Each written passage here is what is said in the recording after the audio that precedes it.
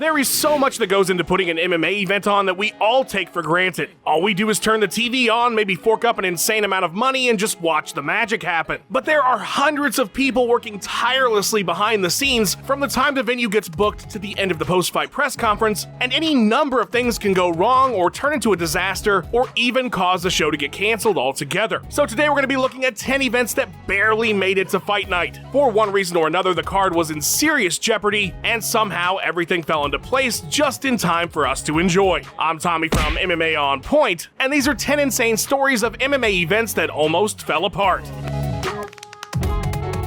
Number 10. UFC 97. With the growing popularity of Georges St. Pierre, the UFC finally made their debut in Canada at UFC 83. The event took place at the Bell Center in Montreal and was headlined by GSP in his rematch with Matt Serra. To say the event was a success is an understatement. $5 million at the gate. It was the fastest sellout in UFC history. The pay-per-view did over 500,000 buys, and the attendance of 21,390 was a new record high for the promotion. So you could bet your ass they were heading back to Canada as soon as possible, and that was the plan almost a year to the day later for UFC 97, this time being headlined by an Anderson Silva title defense. But the show was nearly canceled when the local governing body decided that they might be making some changes to the rules for MMA bouts in their province. What kinds of changes? Oh, how about no elbows or knees? Alright, well that's unfortunate, but I guess we can work with that. And the octagon's gonna have to be much smaller. That's kind of our signature thing, but I suppose we could maybe tighten it up. And if somebody gets knocked down, the referee has to stop the bout to see if they can continue. Okay, come the fuck on! Seriously? That's not even MMA anymore! Things were looking grim for Canadian UFC cards in general if these new rules were to be enacted. But luckily, the promotion was able to meet with the regulators a month before the card and agreed to a more reasonable restriction. No foot stomps. I'm so sorry, Kamaru. UFC 97 went off without a hitch. Number 9. UFC on ESPN +1. The landmark deal between the UFC and ESPN came as a bit of a shock to many, as the ratings and the projections for future television after the Fox deal expired in 2018 weren't exactly hot. Experts believed that in re-signing with Fox they would have to take less money, and so it was unclear just exactly what the future would hold for UFC broadcasts. What nobody was considering at the time was the rise of streaming services, something ESPN was hoping the UFC could help with, as their Plus service wasn't exactly booming at the time. The match turned out to be one made in heaven, as the day of their first ever card, UFC on ESPN +1, there were over 500,000 new signups. But that card was almost not to be, as it had absolutely no main event just weeks before it was scheduled to take place. Oops, that might be a problem, right? The solution was to save this massively important first ESPN card by cannibalizing one of their upcoming pay-per-views. UFC 233 was to be headlined by a flyweight title fight between Henry Cejudo and TJ Dillashaw. That card was set to take place a week after the ESPN Plus show. That was until UFC pulled the main event to make it a headliner for the streaming Fight Night card and just canceled 233 altogether, as it couldn't stand on its own legs without that fight. The promotion promised to reschedule the pay-per-view but never did. I'm so sorry, Anaheim, California. Number 8. UFC London. Remember that banger of a UFC London card that happened earlier this year? The one where Patty and Molly and Tom won and everybody lost their minds? It felt like this massive pay-per-view show even though it was just a fight night, and the crowd was absolutely electric.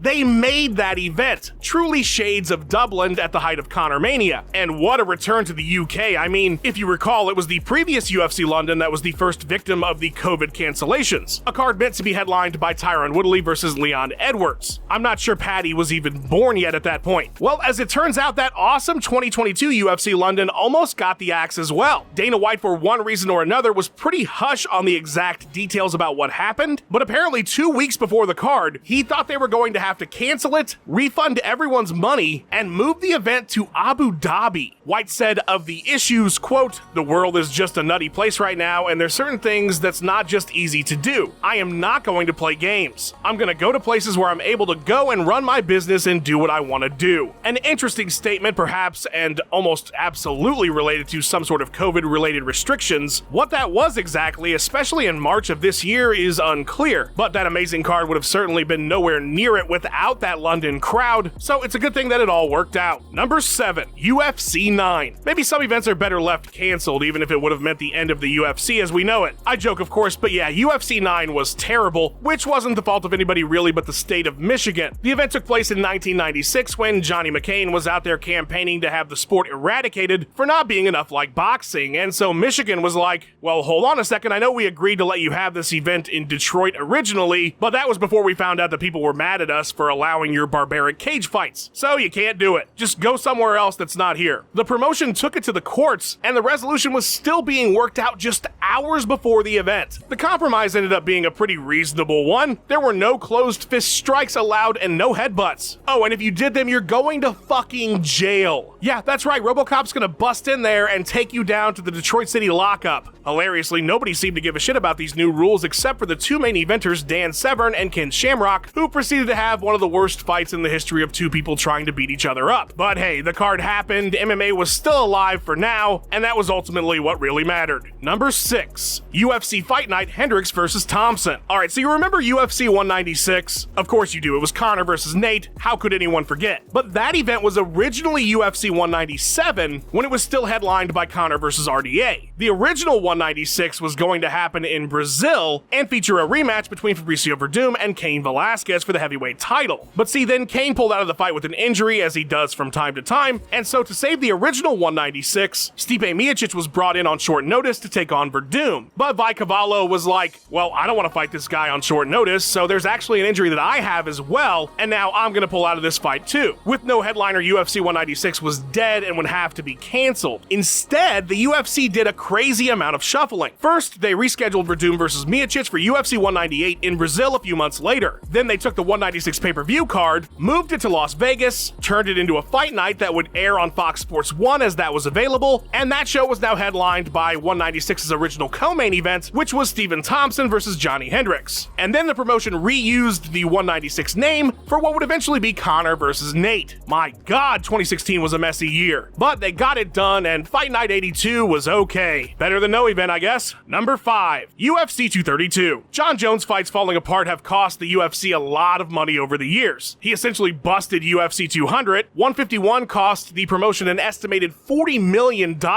although that one I think is unfairly pinned on JBJ, but the point is, whenever the light heavyweight GOAT is involved, you can bet everybody at the UFC is on pins and needles hoping that no disaster strikes. And one almost certainly did before UFC 232. Jones was to headline the card against Alexander Gustafsson in Nevada on December 29, 2018, in a bout for the now vacant divisional title. But in a drug test administered earlier in the month, trace amounts of Turinabol were found in John's system, the same PED he'd tested positive for after UFC 214, which resulted in his being stripped of the title and suspended. Well, shit, I guess that's that, right? Nope, USADA and the UFC, they said, hey, this can't be from a re-ingestion, this is some kind of pulsing effect from the last time he failed, so he is actually totally good to fight. And then Nevada was like, look, I have no fucking clue if that's right, but it's Christmas in 2 days, and we don't have time to deal with this shit. The solution ended up being moving the entire event to California, where they were totally cool with the conclusions about pulsing picograms. And so less than a week before the card, the UFC up and moved 232 to Inglewood, California, where Johnny Bones would regain the light heavyweight title in the second round. Number 4, UFC 12. We spoke earlier of UFC 9 and their pains with the Michigan state government forcing them to change the rules at the last second to allow the event to take place. By UFC 12, almost a year later, things had gotten much worse. McCain's unending quest to destroy MMA meant that pay-per-view distribution was going to soon become near impossible for the promotion, and state after state was hopping on board in banning mixed martial arts contests. UFC 12 was originally scheduled to take place in Niagara Falls, New York. That was until New York State was like, actually, too many people are complaining about this now, you gotta go. And so then UFC 12 was heading to Oregon all the way across the country until the state heard about all the bannings and such and was like, actually, no, you can't come here either. With the company already in desperation mode, they turned to the last place they could, the South.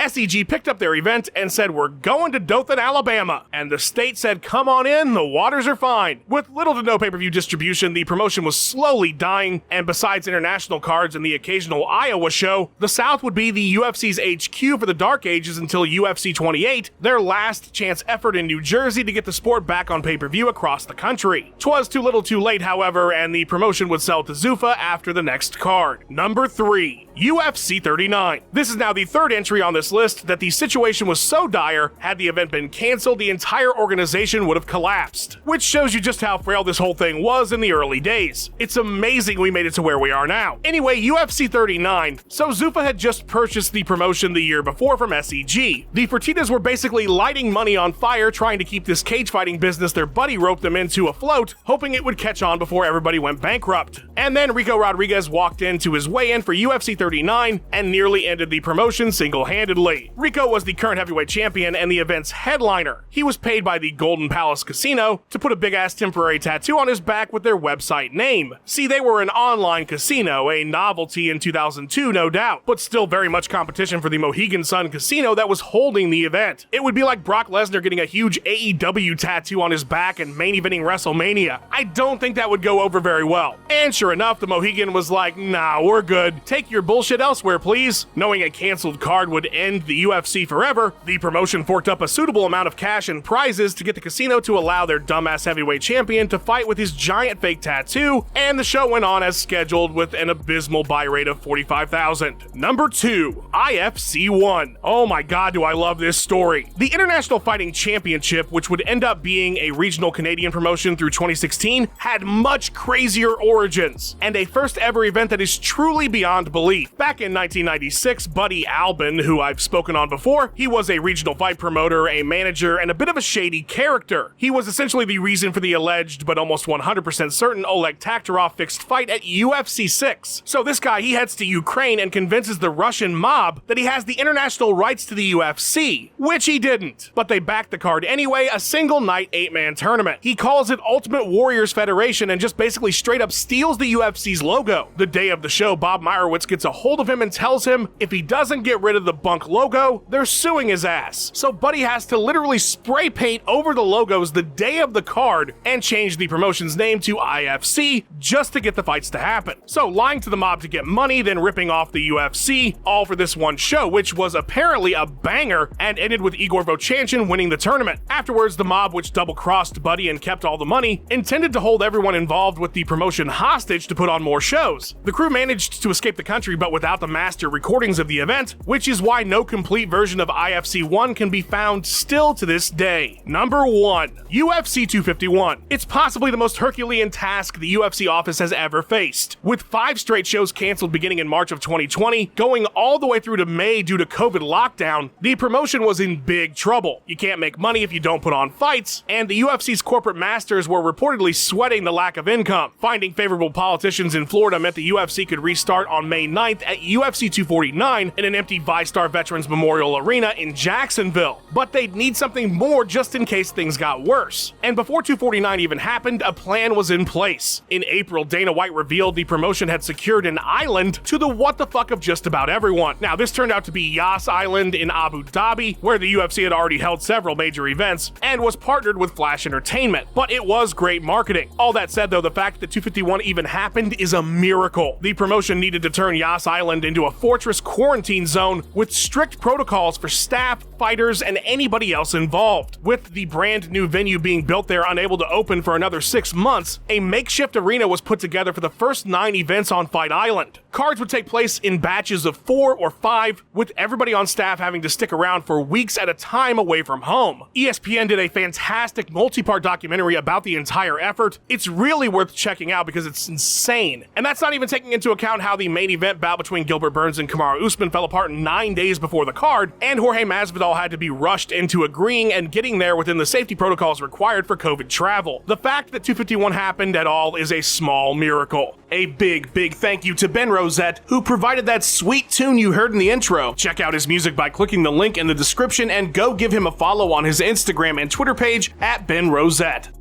Thanks for watching. Please give us a like and subscribe. We've got 3 new videos or more for you every single week. Let us know what you thought of the video in the comments below. Follow On Point MMA on Twitter, and have yourself a wonderful day.